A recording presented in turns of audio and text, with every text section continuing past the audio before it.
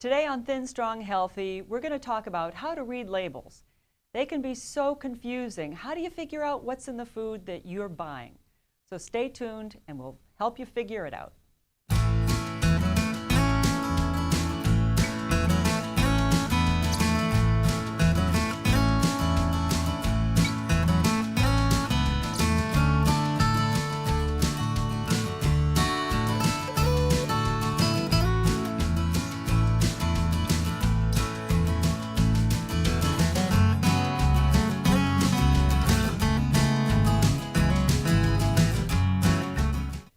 Hello and welcome to Thin, Strong, Healthy. I'm Cheryl Major and I'm so happy you're here today.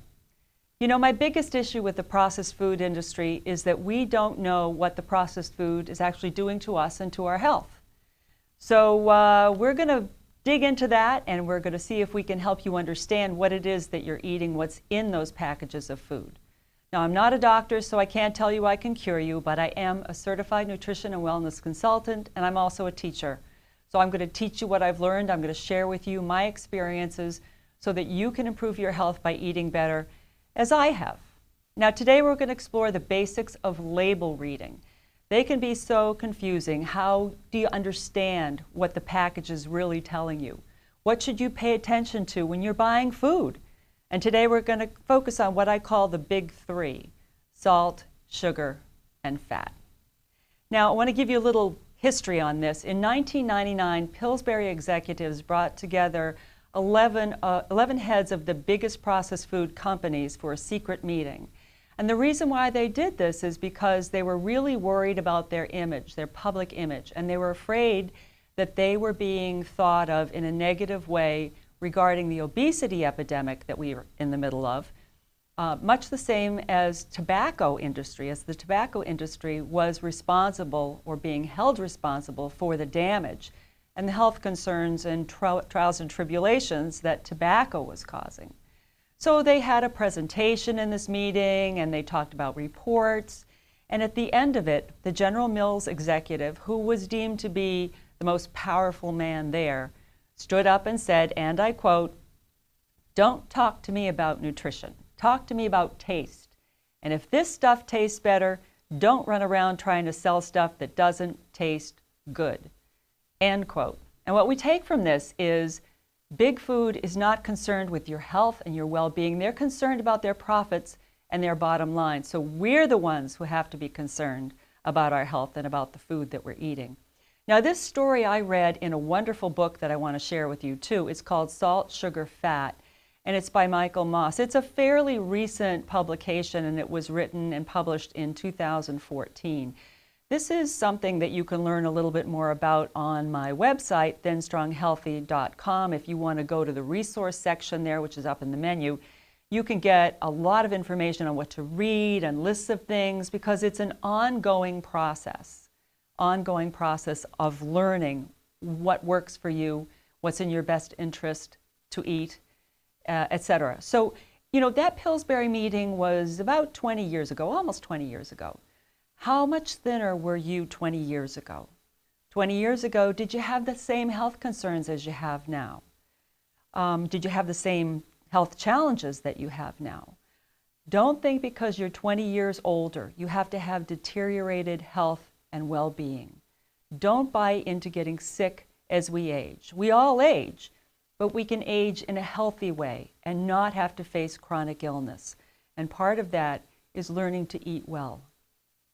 Now, food labels are designed to be confusing. If you really understand what's in the processed food, you're less apt to buy it. I promise you, you'll be less apt to buy it. So they don't want to make it clear and easy to understand. But once you have this knowledge and information, you'll be able to make informed decisions on what to buy and eat yourself and feed your family. And that's our goal here today. So we're going to begin to learn about how to understand labels and what the writing on food packaging really means to you. Now, the front of the package is for marketing and advertising. Package fronts are like billboards, and they're not regulated by the FDA. You cannot depend on the facts to be on the front or for them to tell the truth on the front. The back of the package is where, by law, they have to tell the truth Sort of. And we'll talk more about that in a few minutes. So back to the front of the package. I love saying that, back to the front of the package. You'll see advertising on the front of the package like all natural, zero trans fats, no added sugar. Natural means nothing. It has no legal definition as it pertains to the FDA and food products. Food labeled natural, according to the USDA definition, does not contain artificial ingredients or preservatives, and the ingredients are only minimally processed. However, they may contain antibiotics, other chemicals, and ingredients like MSG, which is a flavor enhancer. Now, MSG, or monosodium glutamate, is in a lot of food products, a lot of processed food products. And one thing you need to be careful of is a lot of people have bad reactions to that. They can trigger migraines, they can give you heart palpitations. So MSG is something that you really want to try to avoid. And frankly, seeing natural is kind of code for there may very well be MSG in this product. If I see something that says natural ingredients, back on the shelf it goes. I will not take a chance because I know there's probably MSG in that food. Now, remember, just keep in mind anything labeled natural does not necessarily mean it's no guarantee that it's a healthy food for you to eat. Let's talk about zero. Zero doesn't necessarily mean zero. For instance, if something says zero trans fat, federal regulations allow a food label on, and this is on the back of the package, mind you, where they're supposed to be telling the truth, and they do sort of. It allows the food label to say 0 grams of trans fat if there's less than 0.5 grams of trans fat in one serving. So there can be trans fat there, even if you look at the label and it says 0 trans fat. So that begs the question, what if you eat more than one serving of something? For instance, if you eat something that has per one serving 0.4 grams of trans fats, you eat 2 servings, you've almost consumed an entire gram of trans fat in that food that you thought had no trans fats in it at all. So we're going to take a look at Jimmy Dean Meat Lovers English Muffin breakfast sausages. Now, the recommended daily intake of saturated fat for an average adult is 24 grams. And here you're going to see the label, and one patty is 1 serving. And if you look, you will see that the saturated fat per 1 serving is 12 grams. So that's half your intake, recommended intake of saturated fat just by eating one of those breakfast sausages. Now say you're really hungry or you're a big guy and you eat 2. You have just consumed your entire recommended daily intake of saturated fat with just those 2 sausage breakfast patty sandwiches. So the next slide we're going to go to is something that you have to look at. If you look at the upper part of the label and you see it says trans fat 0, then you have to go down to the actual ingredients and you have to look there because it could be hidden there. And if there is trans fat in there, you will see it down here. And it will say partially hydrogenated or hydrogenated oil, some kind of oil like soybean or corn or something like that. So if we look down here, and by the way, something that has that many ingredients and a lot of them I can't even pronounce, that's just a red flag that it's just not a good, it's not a whole food. It's a very processed food. It's got tons of chemicals in it. You should just put it back on the shelf. But if we look to where I've got on the red background, I've got the yellow circle, you can see that it says partially hydrogenated soybean and cottonseed oil. So in fact, there is trans fat in this product. So what are the different fats and what do they mean to you, and what's a healthy fat and what should you avoid?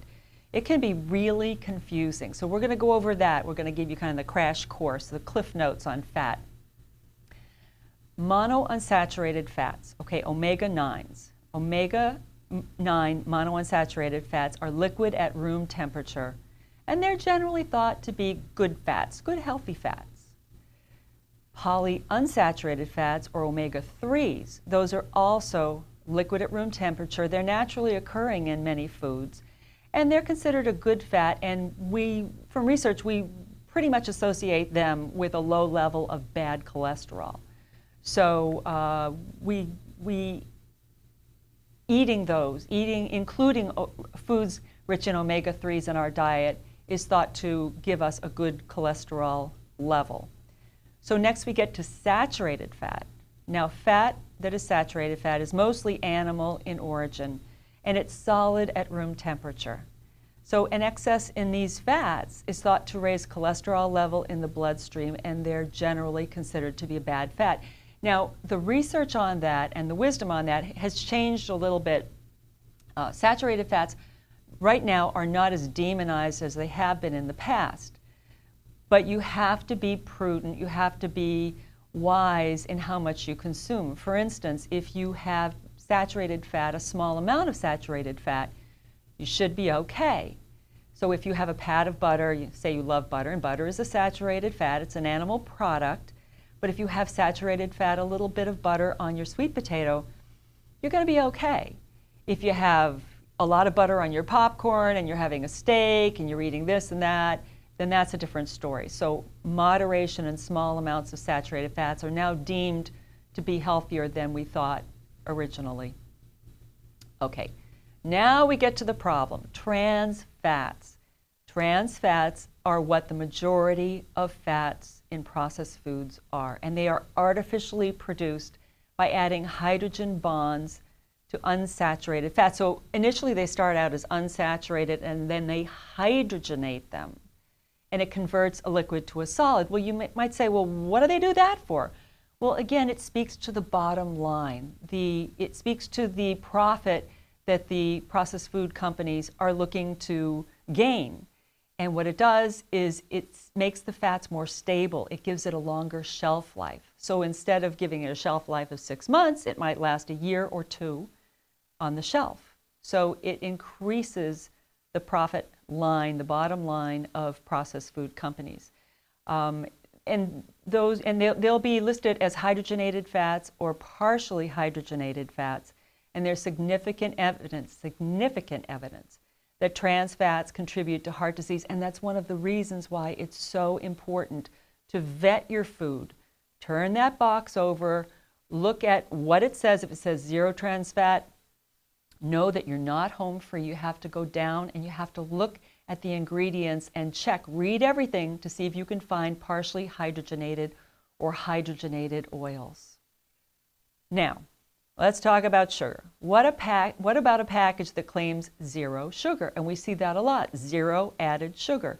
Well, again, it's the same thing as the trans fat. Federal regulations allow a food label to claim zero sugar as long as it's less than 0.5 grams of sugar per serving.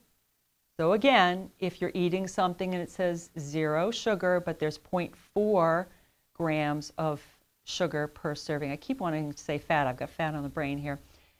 0.4 servings of sugar per serving. 0.4 grams of sugar per serving, and you eat 2 servings of that food. And you're getting twice as much. You have to multiply everything by 2. So in that case, if it were 0.4, for instance, you'd be getting an added almost an entire gram of added sugar. And this is important for people who have to watch their sugar levels, people who are struggling to maintain healthy glucose levels so they don't become diabetic. Or if you are diabetic, it's really important to not ingest added glucose. And if you looked at this added sugar, and if you look at that label and you see zero sugar, you say, hey, I'm home free, but not necessarily. So we've talked about what if you eat more than 1 serving. You have to do the math. You have to multiply by 2 or 3 if you eat 2 servings or 3 servings. But what is this grams of sugar stuff? What does that really mean in terms of you and me and how we see amounts of things? I want to talk to you for a minute about how that translates into teaspoons, because I think most of us, we do our fair share of cooking or, adding spices and things like that to what we're cooking. So it's easier to relate to teaspoons. 1 gram of sugar equals 1/4 teaspoon of sugar. So if you consume 4 grams of sugar, you've just eaten 1 teaspoon of sugar. And each teaspoon of sugar has 15 calories. Next, we're going to look at a can of Coca-Cola, and we're going to see what that sugar intake does to you. So we're going to look at some slides here. We're going to look at a 12-ounce can of classic Coke. There's 1 serving in that can of Coke. It's 39 grams of sugar in 12 ounces, or 9 1/4 teaspoons of sugar, or 146 1/4 calories in that can of Coke that you just drank. And what if it's a hot day? What if you have 2 cans of Coke, 3 cans of Coke? Oh my goodness, you've just had an awful lot of sugar that you shouldn't be having, that you probably don't want to overload your system with. Let's look at the label on the classic Coke. And there you see 39 grams of sugar. And I want to make sure that we include the recommended daily allowance of sugar for an average weight adult. And that's about 25 grams or 6 teaspoons of sugar. So right here, 25 grams of sugar is what you should have in this can of Coke. You've got 39 grams of sugar, so you've already completely overloaded yourself on sugar, and you're way over what the recommended added sugar allowance is for you per day. Now, the average American consumes over 22 teaspoons of sugar a day. The average American consumes over 22 teaspoons of sugar per day. Now, you need to go back and you need to look at what you're eating on a daily basis and kind of figure out how much sugar you're getting, because you have to understand, it's so important to understand the hidden sugars in the food that you're eating so you can get a handle on how much and then where you should cut back. So what about serving size? Well, sometimes food manufacturers will list a serving size as something ridiculously small, so they make the numbers for the salt, sugar, and fat look good. Let's look at Campbell's soup, the Star Wars version of Campbell's soup. And I just want to point out that I found this can of soup at kid height, not at adult height. And that's, again, a marketing ploy. They're looking to get your kids to say, "Mommy, Mommy, I want the Campbell's soup, the Star Wars Campbell's soup." So they're marketing to your kids. They're brilliant. They're absolutely brilliant, but you have to be smarter. You have to take this information and use it. So we're going to show you the can of soup here. The sodium in what they say is a serving is 480 milligrams of sodium. Now they're calling a serving of Campbell's soup a half a cup of soup. That's like 6 or 7 tablespoons of soup. 6, 7, 8, maybe max tablespoons of soup. So I don't know about you, but if I'm having soup for lunch, I'm not having a few tablespoons of soup. I would probably have a cup of soup. And so again, you have to take that serving size and you have to multiply the sodium by twice as much, because that's what you're having with a cup of soup, and you're up to 960 milligrams of sodium for your lunch. Now, the average daily intake of sodium should be 1,500 to 2,300 milligrams. 1,500 milligrams would be recommended sodium intake for someone who's on a salt-restricted diet. The normal average person who doesn't have to watch their salt and their sodium intake so carefully can be up around 2,300 milligrams. However, our American daily intake of sodium is over 3,400 milligrams of sodium per day. Over 3,400 milligrams of sodium per day. 2,300 milligrams of sodium is equal to 1 teaspoon of salt. And speaking of salt, there are different salts that you can get that aren't quite as damaging. If you go with sea salt, or if you go with Himalayan pink salt, that's a much healthier salt for you. And once you start using that, you'll notice it doesn't have a metallic flavor. It actually has a richer flavor, and it can make a big difference in your food, and you might not need as much. It doesn't have that sharp taste that salt can have. Okay, what about portion size and sugar content? Well, we're going to take a look at Milk's Favorite Cookie, which is how Oreo advertises itself. And we're going to take a look at the serving size. And we're going to look at some more slides here. The serving size for Oreo cookies is 3 cookies. 3 cookies. I don't know about you, but if I'm in the kind of mood where I'm going to sit down and eat some Oreos, I'm not having 3 cookies. I am going to have 6, maybe 9. I'd probably have 9, actually. If I sat down and ate Oreos. I don't eat Oreos anymore, but if I did, 3 wouldn't quite cut it. So ask yourself, will you really only eat 3 cookies? If you eat 6 cookies, multiply the sugar by 2. If you eat 9, like I probably would, multiply the sugar by 3. And as you can see here, 14 grams of sugar in 3 cookies, in one serving, what they call one serving, of Oreo cookies. Now that translates, if you're dividing by 4 grams to get a teaspoon, that's 3 plus teaspoons in that serving of Oreo cookies, or 1 teaspoon plus per little Oreo cookie. That visual should give you a real wake-up call as to how much sugar is in our diets that we aren't even aware of. So if you ate 3 times the serving, which I would, I've confessed that, that means I would have consumed approximately 42 grams of sugar, and that translates to approximately 10.5 teaspoons of sugar, or nearly 2 times what the average person should be consuming on a daily basis. Now here's another aspect of the label that I want to talk to you about. It's called DV and percent DV. So what does percent value on the right-hand column mean? Percent value should tell you what percentage of what you need a day of protein, sodium, etc. that's provided by one serving of that single food. So again, you have to be mindful of what that serving is. Remember, recommended daily maximum intake of sugar is about 6 teaspoons per day, or 24 grams of sugar. So we're going to go back here and we're going to look at this. There we are, our 14 grams of sugar per serving. And look at all the percents above the sugar. You've got your percent of fat, cholesterol, sodium, carbohydrate. Look at sugar. Why is this blank?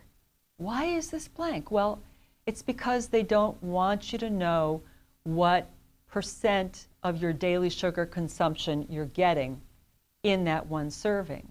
And recently there was legislation that was passed that actually makes this not going to happen in the future, but it's not going to happen until 2018. It doesn't become mandatory to disclose what the percentage of daily value of your sugar is in that one serving for 2 more years. So you have to be vigilant. You still have to watch what's going on there. Now you have to take a stand for yourself. You're bombarded with ads for processed food and junk food all the time. And if you continue to eat processed food and junk food, what you can expect is weight gain and additional weight gain, high blood glucose and high sugar levels, pre-diabetes and diabetes. And by the way, now they're saying that if you're pre-diabetic, you're diabetic. There's not really a difference. So this is so important to get a handle on this stuff, and it's my mission to help you understand, because again, they don't want you to know. If you continue to eat junk food, you can expect to have bad skin, poor skin tone, poor skin color, belly fat, inflammation, and premature aging. And inflammation contributes to chronic disease. So you want to keep your inflammation down, and sugar is a huge contributor. Sugar also makes your system very acid. And just as an aside, cancer cells love sugar. Cancer cells thrive in an acid environment. So it's really important, if you want to avoid cancer, if you've had cancer and you want to stay away from it, you want to live with a more alkaline system. So you have to get off sugar, because that's keeping your system acid. Not a good thing. This is not a diet. It is not a diet. I don't believe in dieting. It's a lifestyle. And understand, it doesn't mean that you can never have your Big Mac again. It doesn't mean you can never have your Oreo cookie again. It just means that you have it once in a while. And frankly, once you get so that you're eating really well, you're going to feel so much better. You're probably not going to crave those things like you used to. In fact, I can guarantee that you're not going to crave them like you used to. So learn to read. Learn to read your labels. Learn how to shop. Stick to the outside perimeter of the store. That's where your whole foods and your less processed foods are. Once you get into those middle aisles, you're into soda and chips and cookies and cake mixes and all the things that you really need to stay away from. So remember that when you go into the grocery store. And after you listen to this and you really take it to heart, you'll learn to shop with new eyes. You might still make the same choices, but you have the information to make choices, and you won't be shopping blind.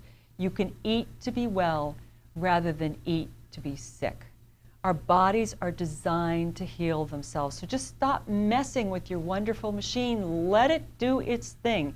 If you feed it whole, fresh food, you'll feel better and you'll be healthier. So don't buy junk food. Don't have it in the house. If it's there, you'll eat it. And you'll figure out a reason to. You'll have a bad day and you'll come home, I had a bad day, my boss yelled at me, I'm going to have a cookie.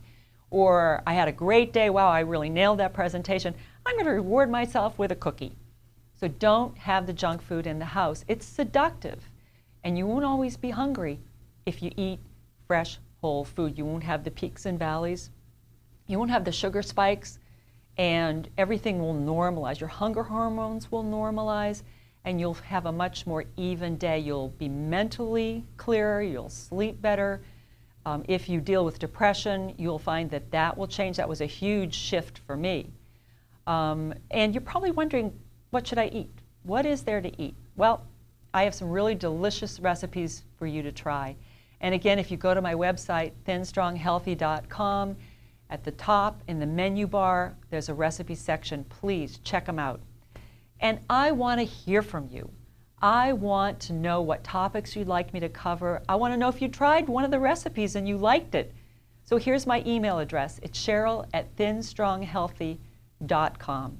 And I have a special gift for you. Today I have a body detox report, a free report on how to do a body detox.